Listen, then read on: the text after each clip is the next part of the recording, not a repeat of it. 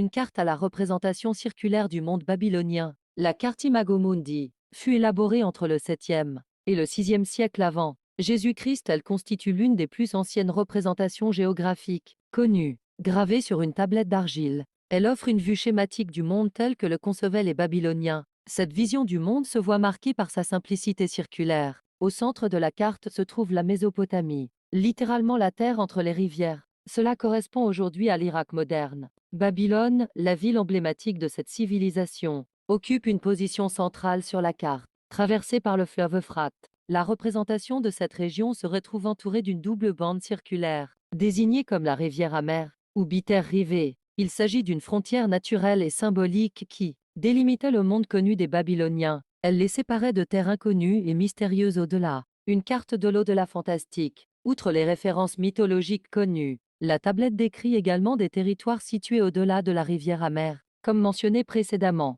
pour les Babyloniens, ces régions inaccessibles représentaient des domaines appartenant à un autre ordre du monde. Les lois naturelles cédaient la place à des phénomènes magiques. Les récits légendaires de créatures fantastiques et de royaumes enchanteurs s'y déployaient. D'ailleurs, le British Museum a rapporté que le texte sur la tablette semble être une description des habitants divins, humains, animaux ou monstrueux, des régions situées au-delà de la Terre, que ce soit les 8 régions ou la rivière amère ou peut-être le monde souterrain ou les eaux souterraines. Le docteur Finkel a résumé les découvertes comme une démonstration triomphale de ce qui se passe lorsque vous avez un fragment très petit, totalement inutile d'un texte ennuyeux que personne ne peut comprendre et que vous le joignez à quelque chose de beaucoup plus grandant. La collection et qu'une toute nouvelle aventure commence à nouveau. Source British Museum.